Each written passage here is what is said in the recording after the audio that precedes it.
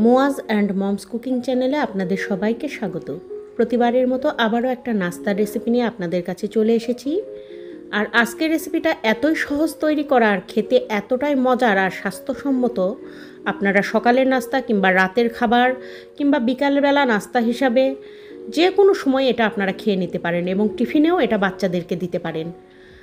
আর এই সহজ রেসিপিটাই আপনাদের সঙ্গে আমি আজকে শেয়ার করব। আসসালামু আলাইকুম বন্ধুরা, আশা করছি সবাই অনেক ভালো আছেন। আমি জাকিয়া সুলতানা পাঁচবিবি থেকে বলছি। আমার আজকে যে পিঠাটা তৈরি করছি, নাস্তা বা পিঠা যেটাই বলেন, আমরা এটাকে বাড়িতে ডিম পিঠা বলি। তো এই ডিম পিঠাটা কিভাবে তৈরি করতে হয় সেটাই দেখাচ্ছি। প্রথমে এখানে আমি পেঁয়াজ কুচি করে নিয়েছি 2টা এবং 4টা কাঁচামরিচ কুচি করে নিয়েছি এবং খুব মিহি কুচি। তার সঙ্গে আমি এখানে 1 টেবিল চামচ লবণ দিয়েছি, হাফ চা চামচ এখানে দিয়েছি আদা রসুন জিরা বাটা, আর হাফ চা চামচ মরিচ গুঁড়া, হাফ চা চামচ হলুদ গুঁড়া, আর 1 চিমটি গোটা জিরা। এইটুকুই মশলা, এইটুকুই সব কিছু নিয়েছি। এখন এগুলো খুব ভালোভাবে শক্ত হাতে মতে নিতে হবে। আর আমার ভিডিওর কোনো অংশ যদি আপনাদের একটু মন ছুঁয়ে যায়, দয়া করে একটি লাইক দেওয়ার অনুরোধ রইল। ছোট্ট একটা লাইক দিয়ে ভিডিওটি কন্টিনিউ করবেন।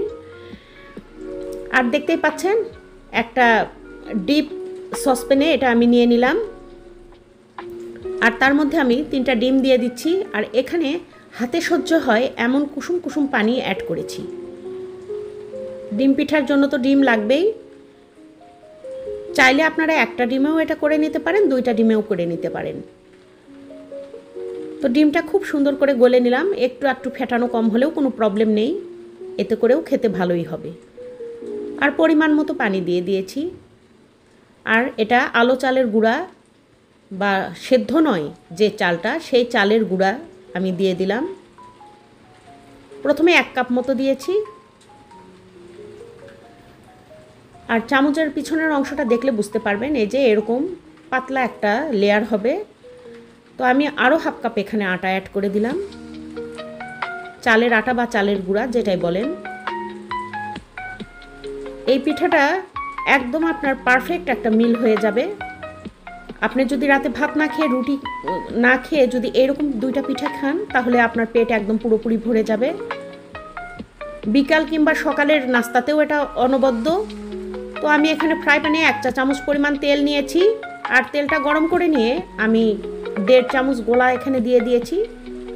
আর ফ্রাই প্যানটা একটু পুরানো টাইপের নিয়েছি, এতে করে পিঠাটা সরে যাবে না, একটু স্লিপ করে যায় নতুন ফ্রাই প্যান হলে। সেই জন্য একটু পুরাতন ফ্রাই প্যান নিয়েছি যাতে স্লিপ না করে। আর কত ঝটপট পিঠাগুলো ভাজা হয়ে যাচ্ছে দেখতেই পাচ্ছেন। খুবই অল্প তেল লাগে। সামান্য একটু ঢাকনা দিয়ে হাফ মিনিট মতো ঢেকে দিলেই সুন্দরভাবে সেদ্ধ হয়ে যাচ্ছে। তখন উল্টে দিচ্ছি। তো এইভাবে আমি সবগুলো পিঠে একে একে ভেজে নিচ্ছি। এই পিঠাটা তৈরি করলে আমাদের বাড়িতে আর কিছুই লাগে না। আলাদা করে ডিম ভাজি কিংবা আলাদা করে সবজি রান্না কোনো কিছুই করতে হয় না। আর মাত্র 3টা ডিম দিয়ে আমাদের পরিবারে 5 জন মানুষ একদম খুব ভরপেট এবং খুব ভালোভাবে খাবার খেয়েছে। আমি একটা করে পিঠা ভাজছি, আর প্রত্যেকের প্লেটে 2টা করে তুলে দিচ্ছি। গরম গরম খেতে এটা বেশি মজা, কারণ ডিমের খাবার গরম গরম খেলে খুব ভালো লাগে, ডিম দেওয়া যেহেতু আছে।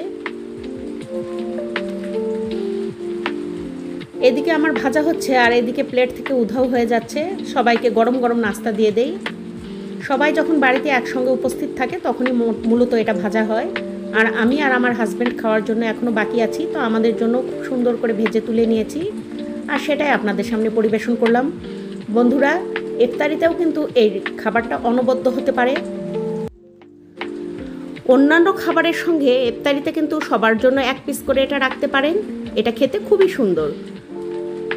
আর যাদের সুগারের প্রবলেম আছে তারা তো একদম শান্তি করে খেতে পারবেন। ছোট বড় সবাই খুবই পছন্দ এবং রুচি করে এটা খাবে। তো বন্ধুরা, এই ছিল আমার আজকের রেসিপি কেমন লাগলো অবশ্যই জানাবেন। আর যদি ভালো লেগে থাকে তাহলে লাইক কমেন্ট শেয়ার করে দেবেন। আর কমেন্টে তো অবশ্যই আমার সঙ্গে একটু যুক্ত হয়ে যাবেন, কিছু না হলেও হাই হ্যালো বলে যাবেন, তাতেই আমি সন্তুষ্ট। আর আপনারা একটুও লাইক দিতে চাচ্ছেন না, আমার কিন্তু খুব কষ্ট হয় লাইক না দিলে। দয়া করে একটু লাইক দিবেন। তো বন্ধুরা, সবাই ভালো থাকবেন, সুস্থ থাকবেন। আজকে বিদায় নিচ্ছি। আল্লাহ হাফেজ।